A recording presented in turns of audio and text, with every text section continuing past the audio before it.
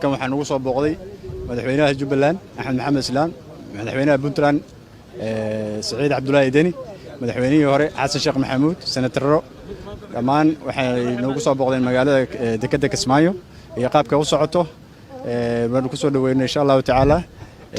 halkaas waxaa laga bixiyay mar dhow laba maraakiib ah oo maraakiibtii hore dagaalka meesha nooga degay waa lagu guuleystay insha Allah horumarka nagu sii soconaa insha Allah.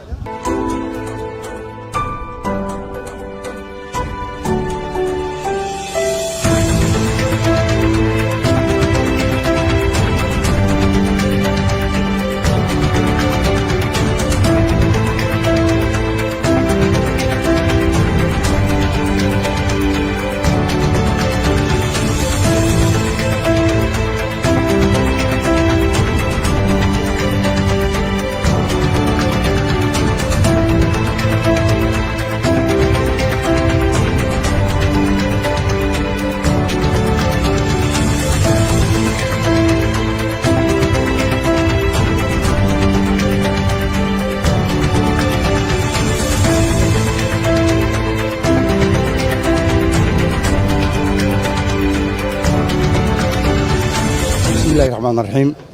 waxaa maanta na soo booqday oo aan ku soo dhaweynay xarunta wasaaradaha ee dowlad goboleedka Jubbaland madaxweynayaashii hore dalka iyo madaxweynihii dowlad goboleedka Puntland oo hogaaminayo madaxweyne Maxamed Axmed Islaam, taasoo ay tusaale ka qaadanayeen horumarka ay samaysay dowlad goboleedka Jubbaland hamigeeda meesha ugu socoto iyo waxa ay mujtamaca u qabatay. aad baan ugu faraxsannahay, waa soo dhaweynay, waana soo dhaweynaynaa, waana u hambalyeeynaynaa. waxaan rajaynaynaa xilligan xilligiisa horumar inta aan maanta gaarnay ka badan oo ka qiimo badan inaan gaari doono. iyaguna aad bay u mahadsan yihiin. magacayga waa wasiirka beeraha Geelle Maxamed Aadan oo maxaa la yidhaahdaa aad u faraxsan kuna faraxsan soo dhaweynta nimanka mas'uuliyiinta ee maanta na soo booqday.